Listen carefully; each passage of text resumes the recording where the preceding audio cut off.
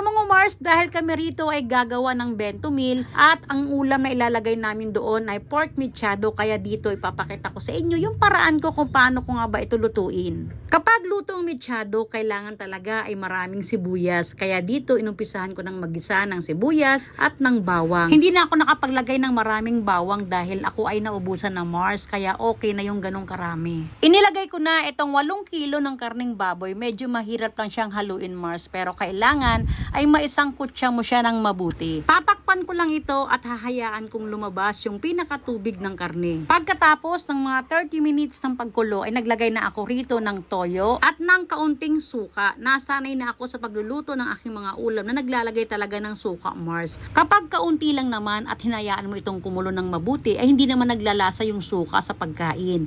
Kailangan ko lang talagang maglagay at nasanay na rin ako gawa ng ako ay madalas nagluluto ng mga panindang ulam at yun ang dahilan kaya hindi madaling mapanis yung aking mga panindang ulam. Dahil malambot na yung karne dito, kaya naglagay na ako ng 3 maliit na lata ng liver spread at 3 peraso ng pork cubes. Naglagay ako ng maraming tomato paste at maraming tomato sauce. At nakalimutan ko, nung sinangkutsa ko yung karne, naglagay pala ako ng pamintang powder. Ang gawin nyo, Mars, para mabilis kayo makapagpalambot ng karne, ay lutuin nyo lang ito at pakuluin sa may mahinang apoy. Dahil lumalapot na yung pinakasabaw niya, naglagay muna ako ng 1 baso ng tubig, pampalasang patis at ng oyster sauce, asin at kaunting betchin at powdered seasoning.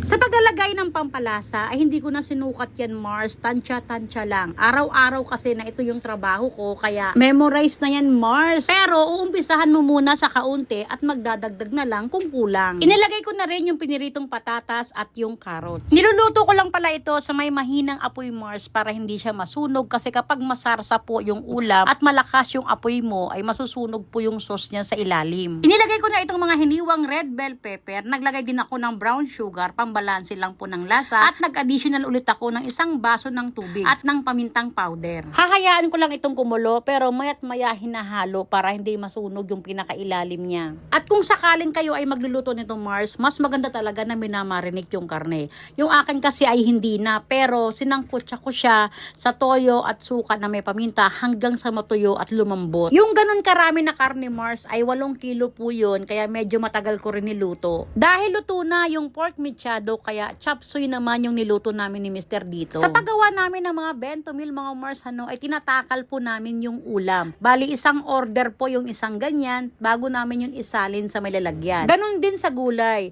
Ang order sa amin na bento meal dito ay 60 pieces, Mars, kaya nagluto ako ng 8 kilos ng karning baboy, pero sobra po yun. Sinasadya kong sobrahan para hindi kami magka-problema kapag kinapos. Yung bentahan naman namin sa ganito, yung 1 pack ay 120 pesos yan. At palaging ganito po yung senaryo ng aming tindahan, na habang kami ay nagpe-prepare ng mga order ng aming customer online, ay busy-busy din po yung aming mga tendera dito sa pagtatakal ng mga ulam, gawa ng, tignan nyo po, napakarami ang mga nagda-dine in at bumibili ng mga take out na ulam, Mars. Inaantay na lang ma-pick up itong mga na-prepare na namin ng mga bento meal, at nagluto rin kami rito ng 10 kilo sa fish fillet. Yung bawat isang tray po niyan ay naglalaman ng 2 kilo. At yun lang, mga Mars, maraming salamat po sa panonood.